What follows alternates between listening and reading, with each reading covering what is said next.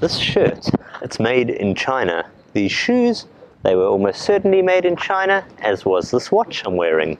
You see, the world is going very much made in China. It's been that way for a long time, but now it's time to see what it's like driving a car which has been built in the People's Republic.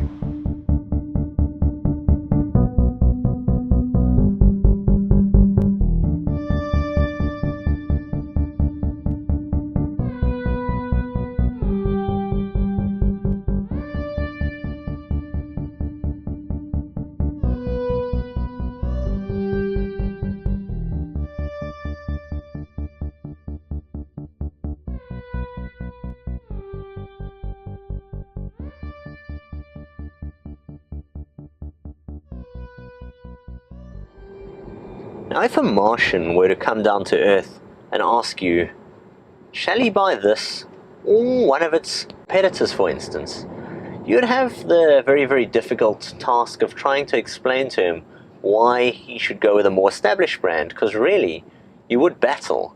This is the Haval H6, and it is thoroughly modern all around, but perhaps more impressive than its modern looks and ultimately spacious interior, comfortable drive is the kind of levels of tech, sophistication and features which it offers, and all at a really, really affordable price point.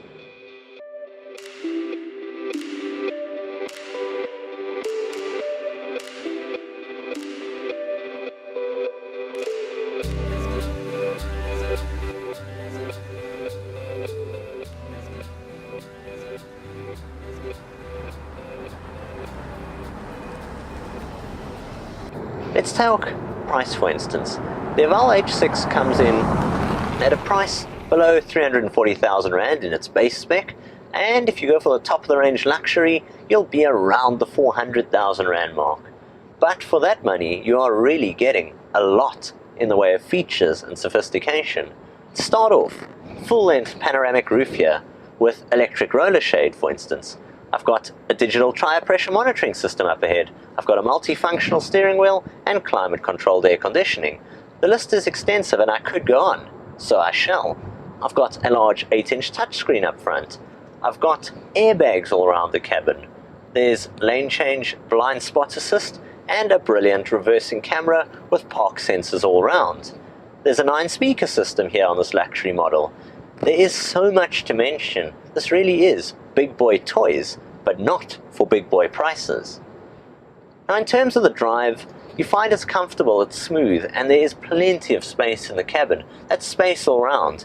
If I jump across to the back now, you'll see what it's like when I'm seated back there. The legroom, the headroom, ultimately all the space I've got is really, really impressive.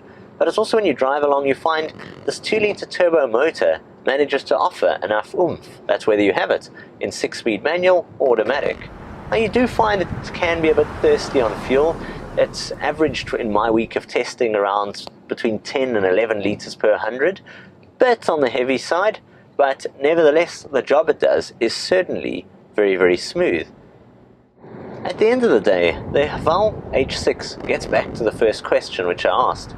If a Martian came down here and said, would you select this above one of its big, say, European competitors? You would be hard-pressed to advise him why he shouldn't.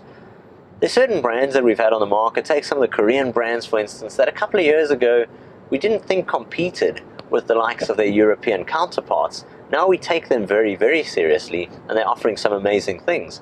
I think China, Haval, is certainly going there. Give them a couple of years more and you're going to find those big boys on the market better watch out. Their limelight just might be stolen away.